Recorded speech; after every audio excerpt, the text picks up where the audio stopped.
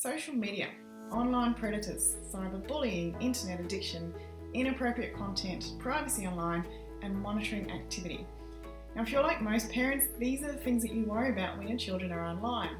You've probably heard awful stories of children who have been lured by horrible online predators who are often smart. The kids are often smart, but they're vulnerable. And they've been convinced by even smarter adults to meet up in person and then never been seen alive again.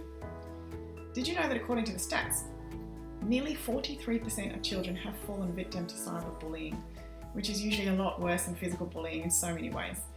More than half of those victims don't tell their parents what's going on. So that means that if you have more than one child, the chances of your family being negatively affected by cyberbullying are very, very high.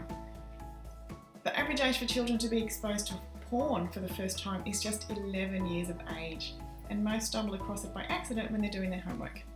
Now, 11-year-old at that age, that is way too young for them to understand what they're seeing, and they can go from being disgusted by it initially to being kind of curious to actively seeking it out, and then ultimately to even perpetrating that same behaviour with other children. As far as internet addiction goes, the stats do vary, but it seems to be around about 4 in 10 children who spend far too much of their time online, to the extent that it interferes with their relationships, their face-to-face social skills, their schoolwork, sleeping, and pretty much every other aspect of their lives. My name is Ruth Deering. I'm a mother of 2 beautiful children, number 1 international best-selling author, a public speaker, and I'm your peaceful digital parenting expert. But now, it was internet addiction that first got me interested in the idea of helping parents like myself and like you to keep the children safe, healthy, and balanced online. When he was just 6 years old, my son got himself hooked on playing Pokemon games online. Now, this was prior to Pokemon Go, and Pokemon took over his life.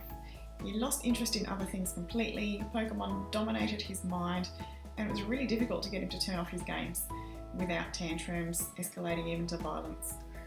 Now, pretty soon, my son didn't even need to be playing the games. He was constantly running through the scenarios in his head, and it was really, really hard to get through to him and just to communicate with him. If you've been there, then I know that you know exactly what I'm talking about. If you haven't been there, then I really hope that you don't go there. Now, the good news is that I eventually found a way to get through to my son and to minimise the effect that Pokemon had on him, so that now he's in a position where he can enjoy his time online and get the benefits out of it without being obsessed by it. Plus, when it's time to stop playing, he turns off the game no problem, which is a huge, huge turnaround. What I'm really proud of is that I helped him get over the Pokemon addiction without the use of technology, and I did it in a way that actually improved my relationship with him. I love to share how I did that with other parents going through a similar experience. I'm sure that others can benefit from what I went through. In the last few years, since our little internet addiction experience, I've been researching every aspect of how to keep children safe, healthy, and balanced online. I've been sorting through all the information online. There's a lot of it out there, and I collect the best bits from various cyber safety experts from around the world, so that now I'm in a position to deliver the best and most useful information in the least possible time to parents like you with kids aged around 5 to 12 years old.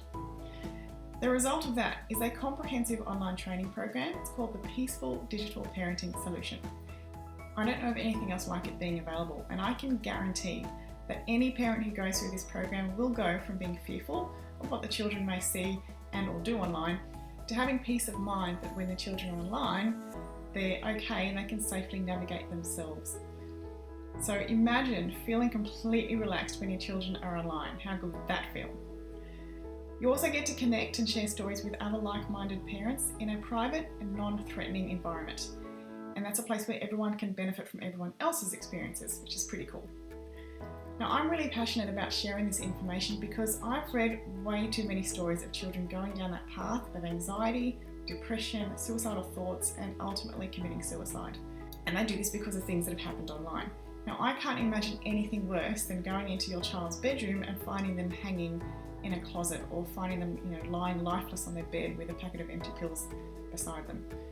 What makes it even worse in my mind is that I honestly believe all the deaths and all the ruined lives that occur because of things that happen online can be avoided. And I know how they can be avoided. So now I feel obligated to share what I know with as many parents as possible so that it can really make a difference. If you think you might be interested in finding out more about how you can keep your children safe and healthy and balanced online, then the best thing to do is to register for my next online webinar. If you can't make it at the time and date that it's happening live, then don't worry about that. Just register anyway, and you can watch the replay at a time that suits you. Now, the webinar is free. There's no obligation at all on you to do anything other than benefit from the information and the tips that are included. So that's it from me. Thank you so much for listening. I look forward to seeing you on the next webinar. I'll see you there.